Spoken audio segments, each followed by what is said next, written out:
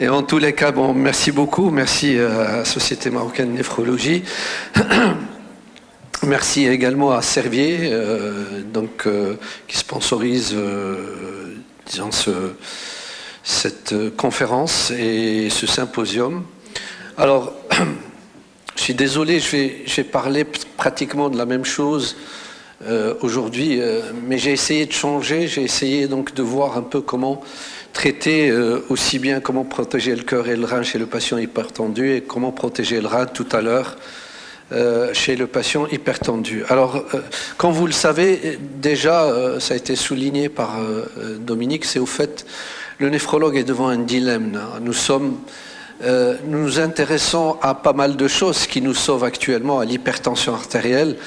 Et puis, vous savez que depuis une étude, l'étude SPRINT, il y a une controverse qui est maintenant claire entre Européens et Américains.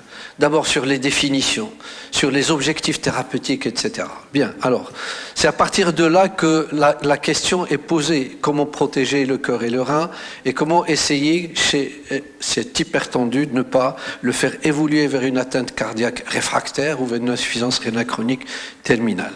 Alors, il y a deux façons de faire. Soit, et c'est ce qui a été fait dans l'étude SPRINT, c'est baisser les niveaux de pression artérielle de façon importante chez les patients à haut risque cardiovasculaire.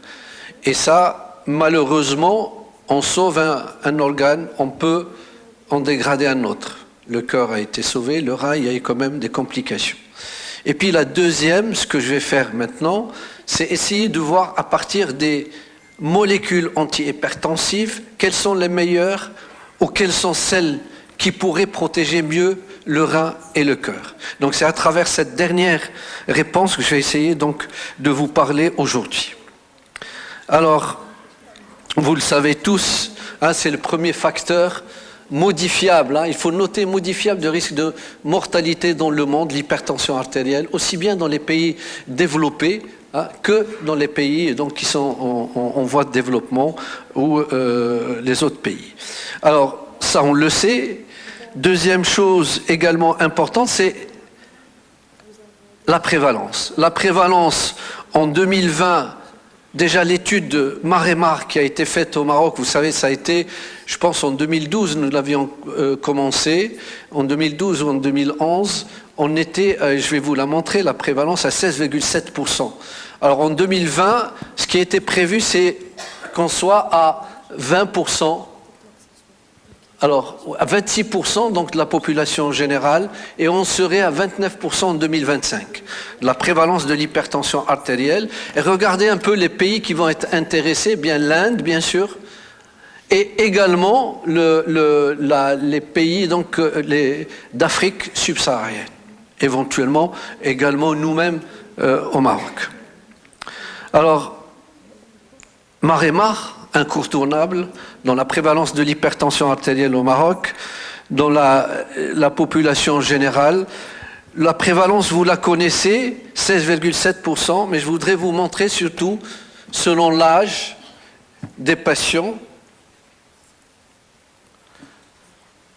16,7%, là vous voyez, mais regardez l'âge des patients, et regardez entre 56 et 70 ans, c'est pratiquement 40% des patients qui sont hypertendus dans une population générale, dans 2 villes marocaines. Donc c'est très important de noter tout ça, et regardez dans le total corrigé, on est pratiquement à 3 millions de patients marocains hypertendus. Les études marocaines en dehors de Maremar, il y en avait. Il y a également l'étude ETNA qui a été faite au cabinet des médecins généralistes. Et regardez, ça donne 23,2% des consultations en médecine générale.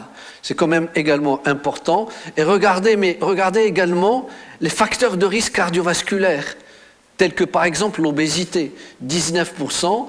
Bien sûr, il y a l'hypertension et également le diabète, l'hypercholestérolémie, etc. On est donc dans une situation où il y a une prévalence d'hypertension artérielle importante et de facteurs de risque cardiovasculaire également importants. Alors, le problème est là. Le problème, au fait, c'est regarder au moment de dépistage. Dans les différentes études, l'enquête du ministère de la Santé qui avait montré qu'il y avait 33,6% des patients hypertendus au-delà de 20 ans. Ça, c'est la première étude, mais disons que là, on reprochait au fait l'effet blouse blanche, peut-être qu'il n'a pas été pris en considération dans la prise de la pression artérielle dans la population générale. Mais regardez, statut des hypertendus de dépistage, regardez, 78% ne se savaient pas hypertendus. Et on les a dépistés. Et là, il y a un problème également qu'il faudrait développer, c'est la médecine de proximité. La médecine de proximité manque au Maroc. Et c'est s'il y a des représentants du ministère de la Santé, il faudrait peut-être qu'on en reparle. Regardez également dans l'étude ETNA, 42%, et dans l'étude Maremar, 64% des hypertendus ne se savaient pas hypertendus. Et on sait donc que la maladie rénale chronique est silencieuse et que l'hypertension artérielle est un fort prédicteur de l'insuffisance rénale chronique. Regardez également le suivi. Le suivi, et ça c'est des données de la DELM et de l'ANAM. Donc c'est une diapo que j'ai eue grâce à professeur Benranem. Donc regardez un peu, les patients suivis ne dépassent pas 616 000 à peu près, et je vous l'ai dit, on est à 3 millions d'hypertendus. Donc très peu sont suivis pour hypertension artérielle et par conséquent sont traités. Alors qu'est-ce qui va se passer? Tout simplement, ils s'exposent au risque d'insuffisance rénale chronique terminale. Regardez dans ce travail qui est publié par Glag dans New England Journal of Medicine, déjà en 1996, chaque augmentation de 10 mm de mercure augmentait le risque ajusté, le risque relatif ajusté, l'augmenterait de façon exponentielle à partir de 130 mm de mercure. Et regardez, l'augmentation est exponentielle et le risque d'insuffisance rénale chronique terminale est important. Deuxième chose, en plus du rein, il y a le cœur. Ça, c'est la cohorte ou l'étude Framingham, avec c'est pratiquement tous les participants âgés entre 35 et 64 ans qui ont été suivis pratiquement 36 ans. Regardez, toutes les atteintes coronaires, l'AVC, les artériopathies et l'insuffisance cardiaque sont pratiquement très augmentées, où le risque est important, où la prévalence est importante chez les patients hypertendus. Donc, à partir du moment où on est hypertendu, deux complications assez sévères, l'atteinte cardiaque et l'atteinte rénale. Alors, le problème, c'est que, on l'a dit tout à l'heure, Dominique, c'est au fait, nous médecins, on est maintenant attachés à des algorithmes, attachés ou disons, sous l'influence d'algorithmes, et on va l'être de plus en plus, et puis il y a des recommandations qui nous sont données par des sociétés savantes ou autres, et qui nous disent de suivre telle ou telle recommandation. Alors, et vous allez le voir qu'il y a une controverse, mais qui est claire à partir de l'étude SPRINT, et on s'attendait, l'étude SPRINT qui a comparé deux niveaux de pression artérielle, une très basse, et l'autre, disons, conventionnelle, restant à 140 mm de mercure, l'autre à 120, et c'était des patients à haut risque cardiovasculaire, et bien sûr, à partir du moment où on a observé que le risque diminuait de façon assez significative sur le cœur, mais de l'autre côté, nous, néphrologues, nous avons vu que c'est des patients qui présentaient des insuffisances rénales et des troubles électrolytiques assez importants. Alors, tout de suite après, on savait qu'il y aurait d'autres définitions de l'hypertension artérielle. Et il y a d'abord les recommandations américaines qui nous donnent une pression artérielle. Ils la considèrent normale que lorsqu'elle est inférieure à 120 mm de mercure et inférieure à 80 mm de mercure. Elle est élevée à partir de 100-129 et, disons, inférieure à 80. Et regardez, elle classe l'hypertension en deux stades seulement.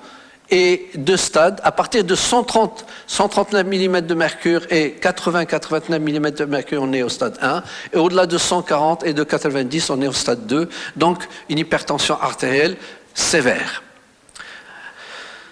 Bien sûr, ça augmente, à partir de là, vous voyez que ça va augmenter de façon considérable le nombre de patients hypertendus. Heureusement, ils vont peut-être le corriger aux indications thérapeutiques que l'on verra tout à l'heure. Il y a une riposte européenne tout de suite après. Tout de suite après, en 2018, riposte européenne, nouvelle définition de l'hypertension artérielle, et on reste sur les 3 stades de l'hypertension artérielle. Et là, la normale, elle est un peu plus élevée que ce que donnent les Américains. C'est 120-129 de systolique et 80-84 de diastolique. La normale haute, à partir de 130, et déjà l'hypertension artérielle, on a gardé les mêmes chiffres. C'est au-delà de 140, au-delà de 89 mm de mercure. Ils ont également défini l'hypertension artérielle systolique au-delà de 140 mm de mercure. Donc il y a de nouvelles définitions et par conséquent de nouvelles propositions thérapeutiques.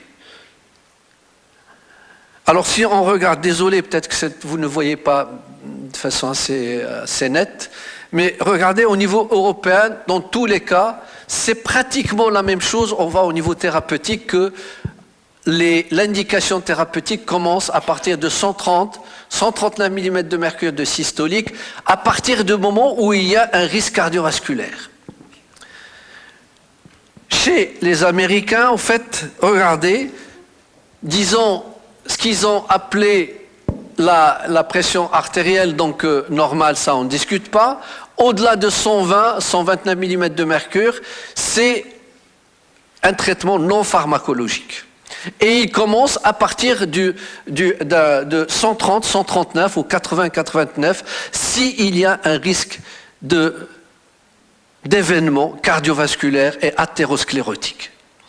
Donc, s'il y avait une différence au niveau des définitions, on a un peu la même évolution sur les indications thérapeutiques. Et donc, à partir le plus souvent de 130, 139 mm de mercure. Mais on va voir que sur les indications précises, quelques indications précises, il va y avoir une différence.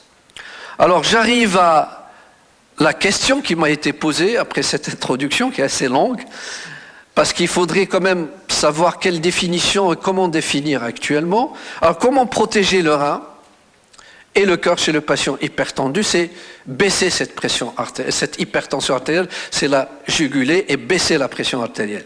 Alors, 2 questions principales. Quelle cible thérapeutique faut-il choisir et quelle molécule antihypertensive?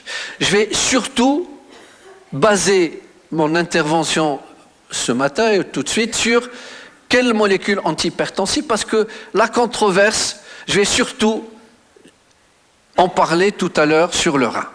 Elle n'existe pratiquement pas pour le cœur, mais elle existe pour le rein, et on va peut-être en parler tout à l'heure.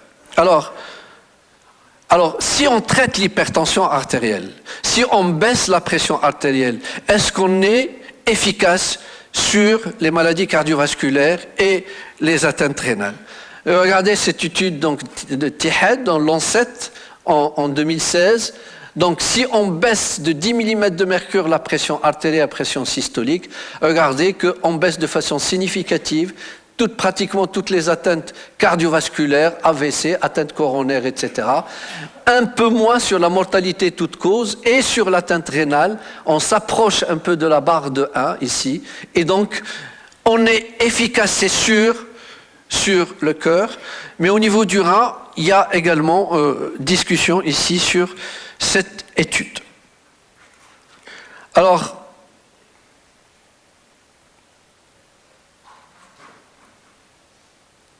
on le sait, il y a d'anciennes études en néphrologie qui nous ont permis de voir un peu la relation entre la baisse de la pression artérielle et le DFG. Ça, on le sait, plus la pression artérielle est élevée et non contrôlée, plus il y a perte de DFG.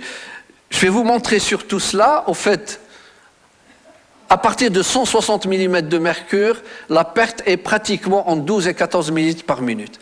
Mais je voudrais que vous voyez à ce niveau-là, à partir du moment, ça c'est la pression artérielle moyenne, mais disons si on reste à moins 130, moins 85 mm de mercure, la perte de DFG ne serait que de 2 ml par minute. Et donc par conséquent, on aurait baissé la baisse de filtration glomérulaire de façon assez importante et donc améliorer le pronostic rénal chez les hypertendus chaque fois qu'on baisse la pression artérielle. Alors déjà, regardez, ça c'est une publication de Parving en 93, donc c'est ancien. Qu'est-ce qu'il a fait? Il a utilisé tout ce qu'il avait comme antihypertenseur, tout ce qui existait à ce moment-là, des antihypertenseurs centraux, des diurétiques et des bêta-bloquants. Il les a associés. Il a vu chez des patients hypertendus qui avaient une protéinurie, qui avaient une baisse du DFG, qu'est-ce que ça a entraîné? Regardez, c'est à partir du moment, sur la pression artérielle moyenne, ici, il y a pratiquement une baisse, une normalisation.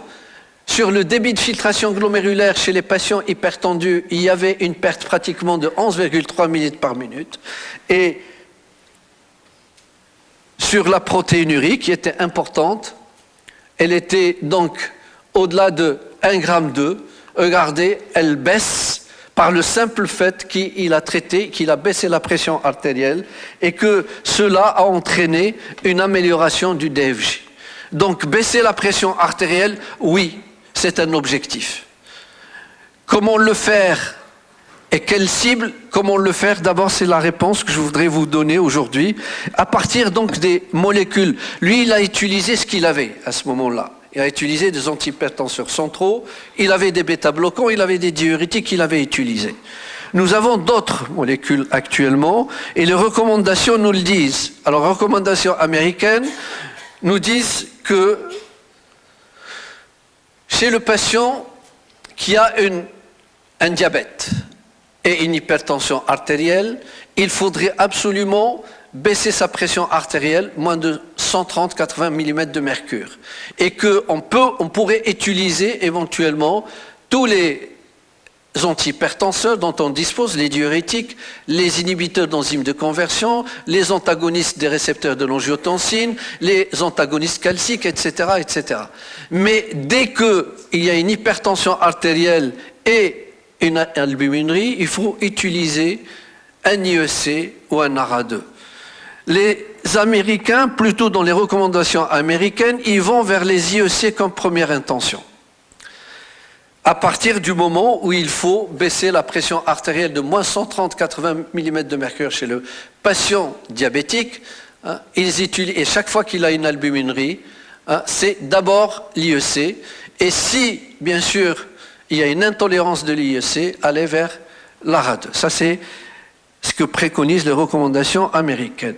Les recommandations européennes nous disent qu'on ne commence le traitement déjà chez le diabétique que lorsqu'on est au-delà de 140-90 mm de mercure. Il faut baisser à moins 130 mm de mercure, mais jamais moins de 120 mm de mercure.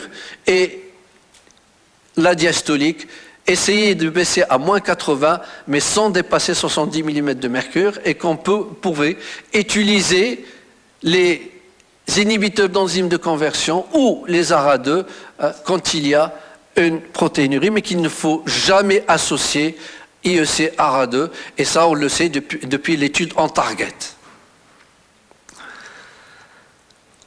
Alors, dans cette étude, publiée donc dans les annales de médecine interne, je voulais juste vous montrer cela. Regardez le risque d'une augmentation, le risque de faire une insuffisance rénale chaque fois qu'il y a une augmentation de 10 mm de mercure. Elle est d'autant plus importante lorsque la protéinurie est importante et surtout lorsqu'on n'utilise pas sa non-utilisation des IEC ou des ARA2, regardez, et non-utilisation des antagonistes calciques. Donc, si on se compare, parce que ce qui s'est fait par Parving en 93, il a utilisé des antihypertenseurs qui lui ont permis de baisser la pression artérielle et donc de réduire la baisse du DFG.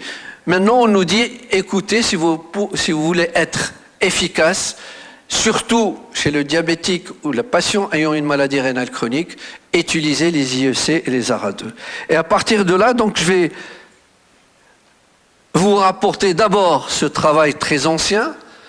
Rappelez-vous, dans les années 90, les patients hypertendus, diabétiques, qui avaient une microalbuminurie ou elle avait une albuminurie, c'était le captopril, c'était le premier IEC, mais malgré sa demi-vie qui était courte, il entraînait une baisse du doublement de la créatinine, une baisse de la pression artérielle moyenne et surtout une baisse de la protéinurie.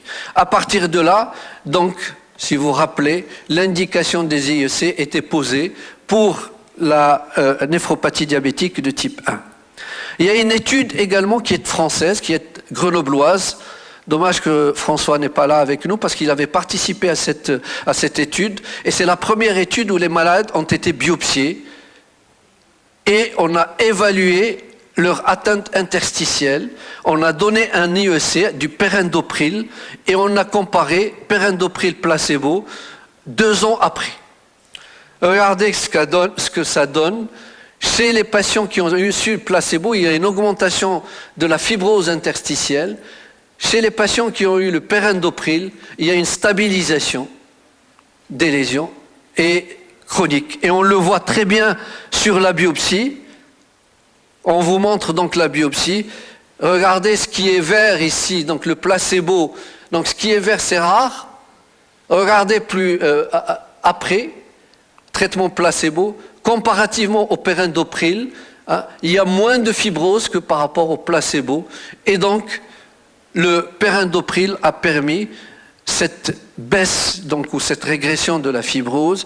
C'était une étude faite à Grenoble et je disais que c'est la première étude qui avait biopsié les malades.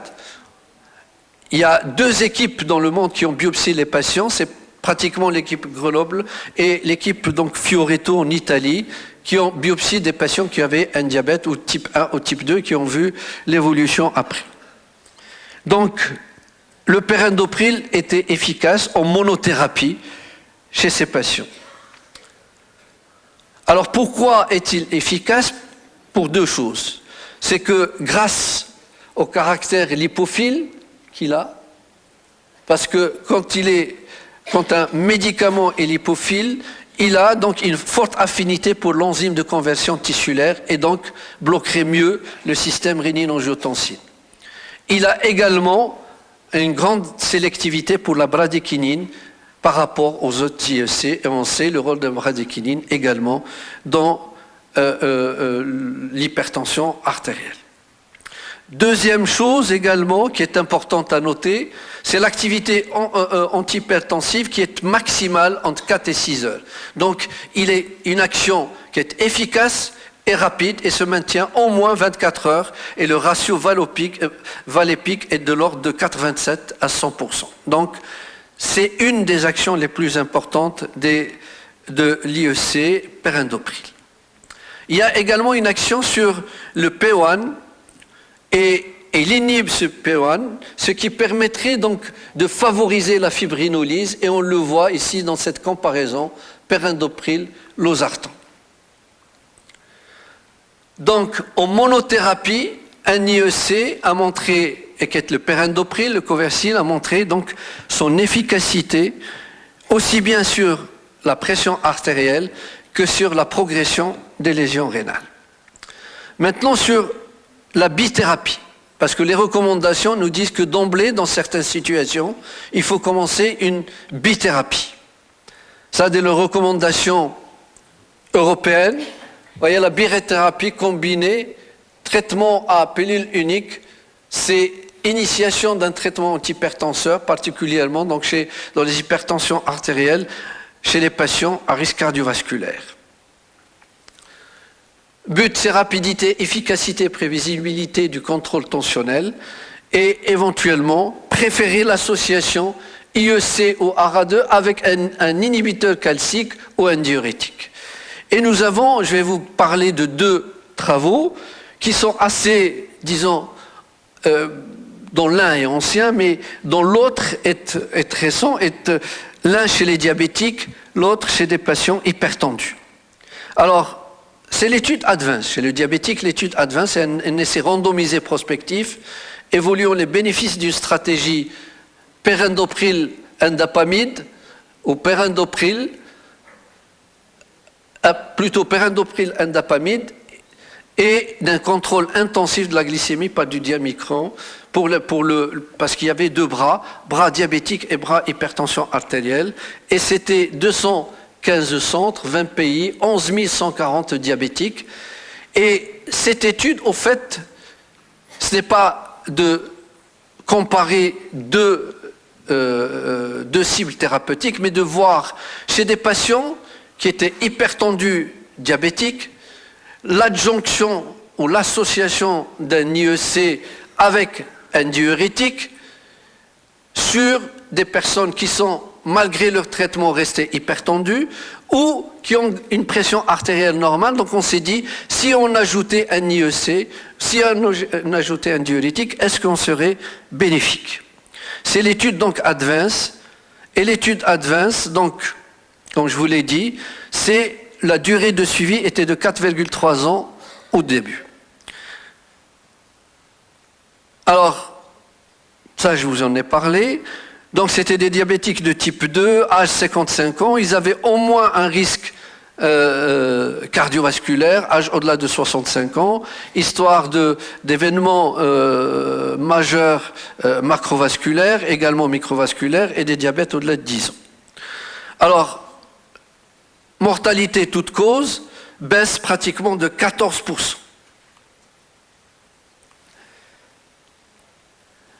Et regardez sur tous les événements pratiquement cardiovasculaires, vous avez une baisse qui est significative, aussi bien sur l'atteinte macro que microvasculaire également.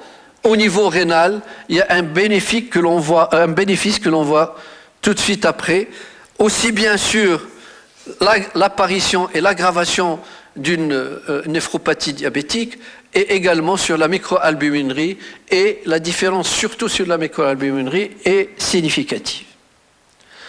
Alors, vu l'efficacité de ce traitement, on s'est dit, est-ce que si on le prolonge au-delà de la durée qui a été préconisée au départ, et c'est ce qu'on appelait Advance On, est-ce qu'il y aurait un bénéfice?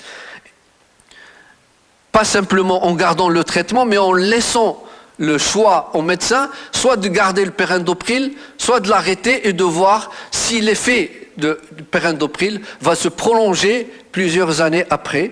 Et justement, on a observé que l'action se prolongeait sur toute la mortalité toute cause et mortalité cardiovasculaire, moins pratiquement 9%, et ici, moins 12% sur la mortalité cardiovasculaire.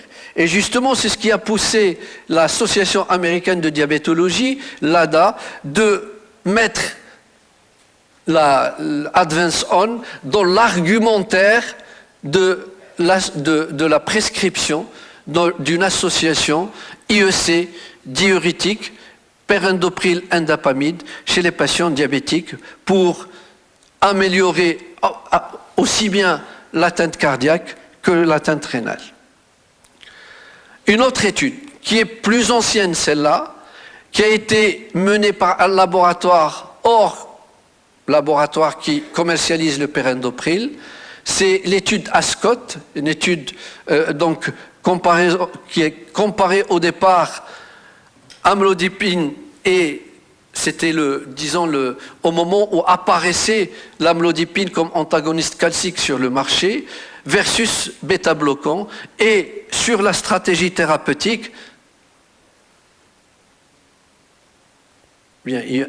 sur la stratégie thérapeutique, elle était pratiquement menée au début amlodipine, puis bêta-bloquant, et on augmentait progressivement l'amlodipine à 10 mg, le bêta-bloquant également, et chaque fois on associait autre chose lorsque la pression n'était pas contrôlée, amlodipine ici perindopril, et on ajoutait un alpha-bloquant et un diurétique, plutôt un diurétique, au début un diurétique avec du potassium, et on augmentait progressivement donc les différents traitements pour pouvoir voir qu'est-ce que ça donne sur la mortalité cardiovasculaire et sur les événements rénaux.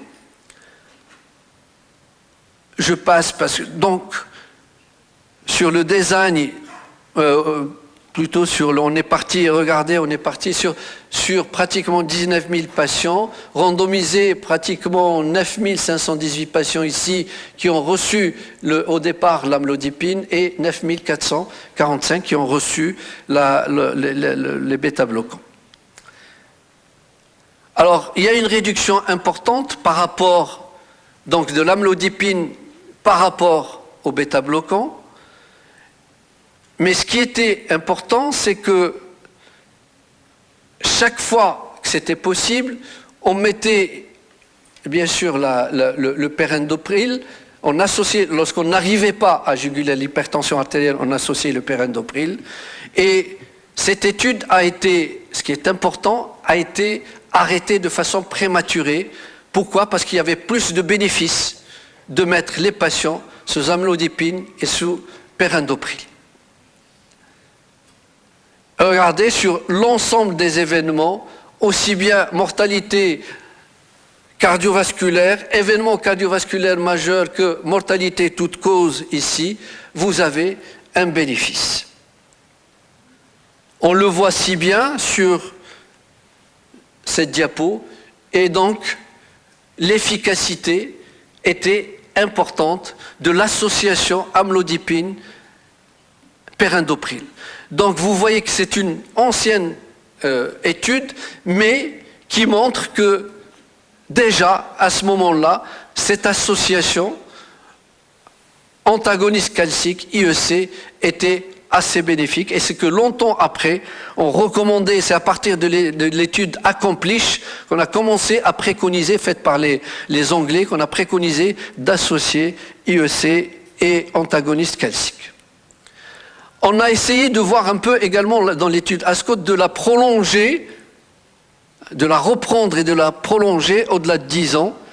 Et regardez, on a toujours, grâce à l'association donc antagoniste calcique et perindopril, actuellement commercialisé sous donc, le nom de Coveram au Maroc, moins 29% sur les événements, donc sur les AVC fatales, et moins pratiquement 21% sur la mortalité cardiovasculaire.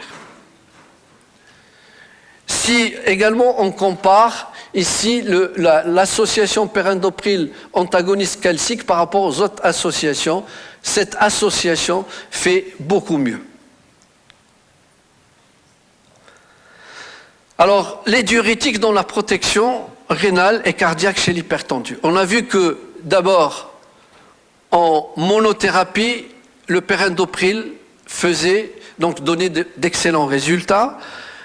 En association avec l'antagoniste calcique, l'amlodipine et perindopril, on a d'excellents résultats aussi bien sur la mortalité cardiovasculaire que sur l'atteinte rénale. Maintenant, les diurétiques, l'indapamide ou les diurétiques, l'hydrochlorothiazide ou hydrochlorothiazide-like. D'abord sur les recommandations, les thiazidiques sont bien sûr indiqués comme traitement antihypertenseur, mais il faudrait savoir ici, donc là c'est les recommandations européennes, ils sont recommandés ici en association avec les IEC ou les ARA2, au stade 1 déjà à l'initiation du traitement, même également au stade 2 et également plutôt dans le choix 1, 2 et 3 selon la gravité de l'hypertension artérielle. Alors, il faudrait savoir que l'hydrochlorothiazide a une action, qui n'est pas prolongée. Et il faudrait privilégier les thiazidiques à action prolongée, notamment le chlorthalidone et l'indapamide. Les diurétiques à action brève, c'est l'hydrochlorothiazide. Et une méta-analyse sur les types de diurétiques comparativement au placebo, vous voyez sur les événements cardiovasculaires, coronariens, etc., c'est les diurétiques de type thiazidique-like, c'est-à-dire l'indapamide et la chlorthalidone qui ont un effet meilleur que l'hydrochlorothiazide. Donc, il faudrait préférer les diurétiques à action prolongée, dont l'indapamide, le chlorthalidone, n'est pas commercialisé au Maroc. Bien sûr, les recommandations, et vous voyez que c'est depuis 2011 que les recommandations aussi bien américaines que de l'ADA, que les recommandations canadiennes et européennes préconisent d'utiliser les diurétiques donc thiazidiques like qui ont action prolongée, c'est-à-dire l'indapamide ou le chlorthalidone.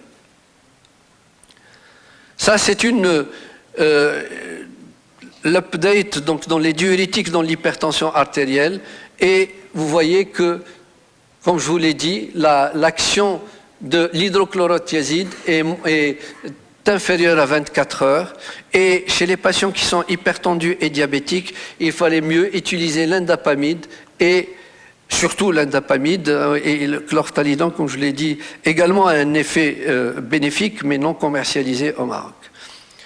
Bien, alors, il y a également un effet qu'il faudrait relater, qui est relaté ces derniers temps, dont je suis obligé de vous en parler, c'est au fait les atteintes cutanées et les basocellulaires, éventuellement au niveau cutané, au niveau donc de la lèvre, qui était assez fréquemment rapporté quand on dépassait pratiquement au-delà de 50 000 mg, 50 grammes à peu près d'hydrochlorothiazide, contrairement à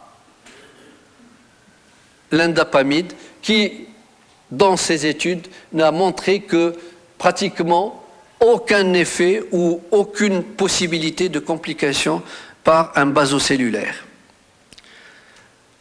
Alors pour terminer plutôt rapidement sur vous savez que aucun laboratoire n'a osé, qui commercialise les inhibiteurs du système rénine-angiotensine, de comparer un IEC à un ARA2, mais il y a eu une seule étude, mais c'était de non-infériorité d'un ARA2 par rapport à un IEC, c'était l'OnTarget.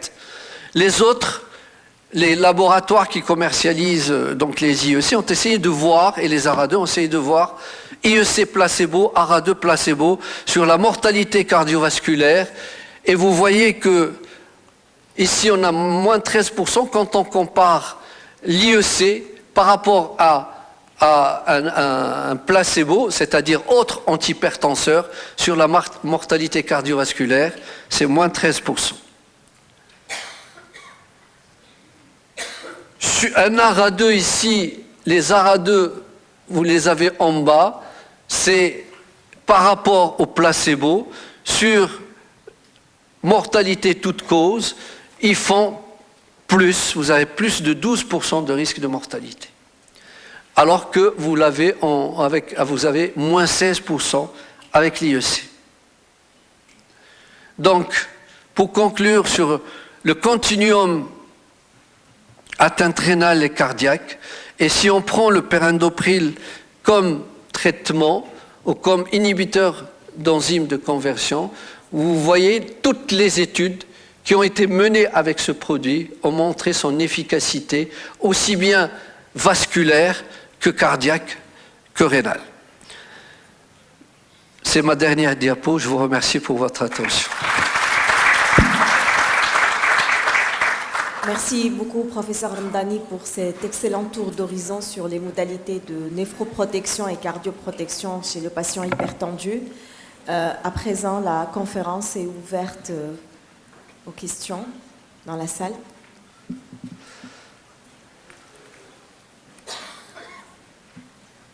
Il y a des questions pour professeur Ramdani? C'était trop clair.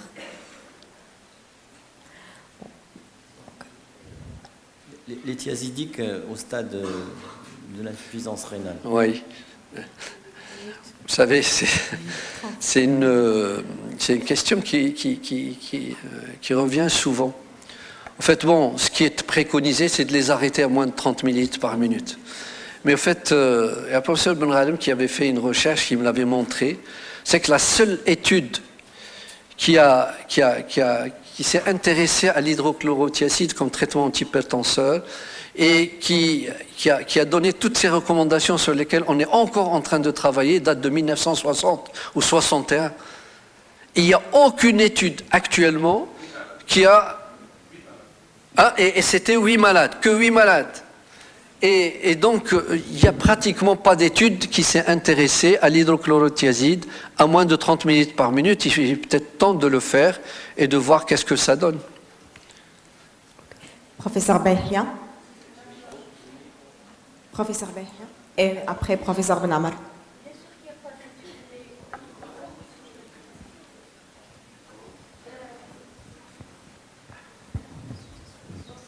C'est vrai qu'il n'y a pas d'études, mais dans la pratique, ce que nous faisons par exemple dans l'équipe, c'est que quand le malade est déjà sous diurétique et qu'il est suivi, que le DFG baisse et que tout se passe bien, on n'arrête pas. Si le patient supporte, on n'arrête pas le chloro... voilà, donc on laisse le diurétique si tout se passe bien. Par contre, si un patient, si je prends la première fois un patient qui a un DFG inférieur à 30, j'hésite à le mettre.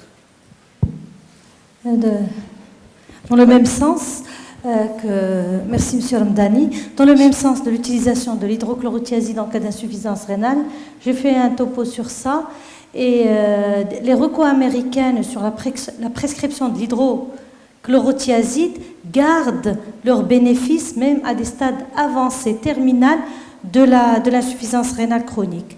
Et ils disent qu'ils n'ont pas peut-être de bénéfices dans la surcharge, c'est pour ça qu'il faut l'associer avec le Lasix. Par contre, avec eux, on garde toujours l'élimination du sodium, qui est donc un objectif incontournable dans le traitement de l'IRCT terminal et l'HTA. Oui, au fait, Madame Namal, le problème qui se pose, il est clair que l'hydrochlorothiazide d'abord a une action qui n'est pas, disons, on comprend l'hydrochlorothiazide, pas la thiazidique, on va dire. Hein. Il a une action qui est courte dans la durée. Son action est particulièrement sur le tube distal. C'est là où il agit.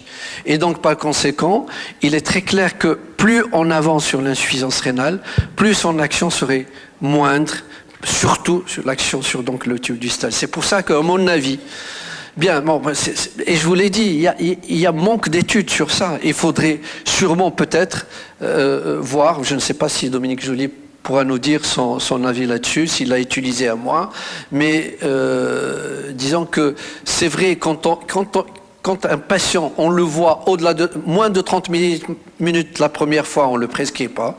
Si par contre il l'a et on se retrouve avec, disons, une pression artérielle qui est jugulée et qu'il a moins de 30 minutes par minute, je le garderai et je surveille.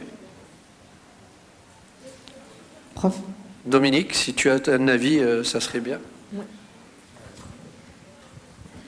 Oui, moi je crois que d'abord on ne change pas une équipe qui gagne. Ensuite, je suis assez persuadé que les thiazides gardent... C'est les seuls diurétiques à avoir des essais de morbimortalité positifs. Oui. Je pense qu'il n'y a pas d'excellente raison de les interrompre. Les associer aux diurétiques de lance quand il y a de la surcharge hydrosodée, les combinaisons de diurétiques pour traiter l'HTA résistante, voilà, je crois qu'on est tous finalement assez d'accord là-dessus. Moi, juste un point qui me semble important, c'est qu'aucun de ces médicaments bloqueurs du SRA ne fonctionne si on mange trop salé.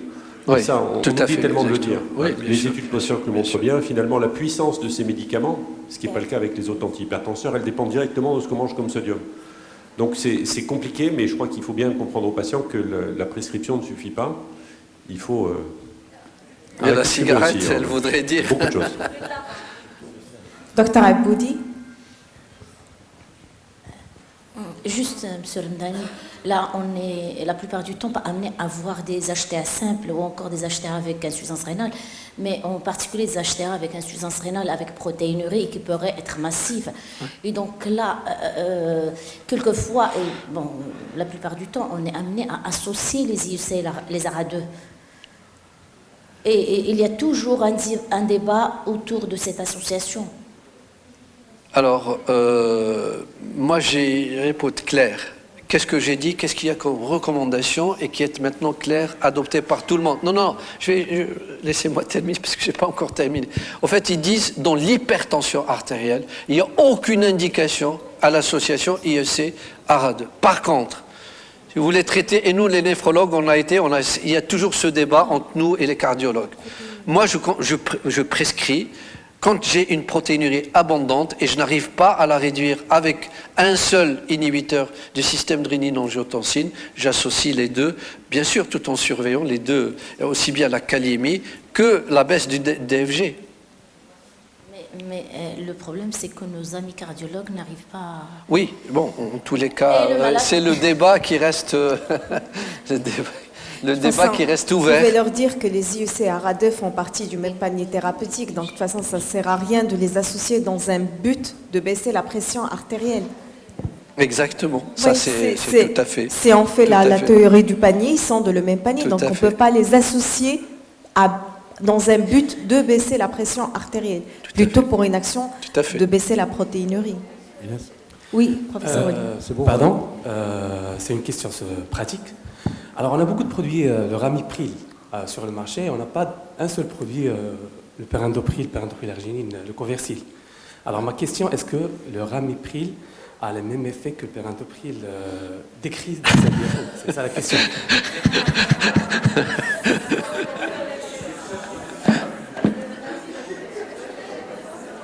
Je vous l'ai dit, je vous ai montré 2 diapositives. J'ai montré 2 diapositives sur ça. Je dis qu'il est plus lipophile que les autres IEC, il a une action tissulaire plus importante, d'accord? Donc il est plus efficace, disons, et puis il a une action également sur la bradykinine qui est plus importante que les autres IEC. Voilà. Mais, bien, alors, s'il y a d'autres qui disent que il faut... C'est vrai que sur les génériques, vous le dites, oui, il y a un seul, mais... Bien, sur les génériques, il y a un autre débat. Si Younes, on va profiter aussi de la présence de Dominique. Oui, Donc, oui. Carrément pour changer de paradigme avec Oui. ce qui arrive chez les diabétiques, par exemple. Oui. Est-ce qu'on ne peut pas inclure maintenant dans la réflexion les inhibiteurs du SGLT2 Les inhibiteurs de en diabéto, avec tout l'avènement maintenant des inhibiteurs du SGLT2, Oui, notamment oui, pour oui, leur c'est un action autre, oui. antihypertensive et tout ce que tu sais, Tout à tous fait. les papiers qui sortent maintenant, est-ce qu'il ne faudrait pas qu'on pense maintenant un peu différemment et pas antihypertenseur seul? Ouais. À Dominique, Dominique, ça commence à, tu as ça commence à prescrit. changer? Moi, personnellement, non, hein, pas encore. Qu'est-ce que tu penses de ces médicaments? Parce qu'ils vont tout changer en fait. Oui, sauf que nous, on n'a pas... Enfin, en France, ils n'ont pas de remboursement, donc on les utilise pas pour ça. Ce qui est un petit peu dommage, parce que clairement, leur action antihypertensive est quasiment diurétique et cardioprotectrice est bien démontrée. L'effet est plus intéressant que l'effet sur le diabète. Bon, et à ce titre-là, on serait assez heureux de pouvoir les utiliser, mais malheureusement, il y a un problème de prix, de remboursement, d'installation du laboratoire sur le marché. Ils ont renoncé parce qu'on était peut-être un petit peu trop administrativement difficile avec eux. Voilà, je pense que c'est dommage, parce que c'est quand même des produits intéressants. Moins pour le diabète que pour le risque cardiovasculaire. Donc, juste un complément concernant le problème des cancers, Oui, oui, oui. cancers de la langue, Oui, oui, oui, de la lèvre et l'hydrochlorothiazide. Je pense que si on revient aux études, qu'il y a une relation entre la durée d'exposition Tout et à la fait, je dose l'ai dit. totale reçue. La dose totale, Donc, j'ai c'est dit. important, donc Au-delà de ça ne doit pas 50 grammes, limiter tout à fait. la prescription. Tout à fait. C'est important. Bon. À présent, il y a encore une question. Voilà. S'il n'y a plus de questions, je remercie encore une fois Merci à le vous. professeur Ramdani pour son excellente présentation et pour les laboratoires Servier. Merci. Et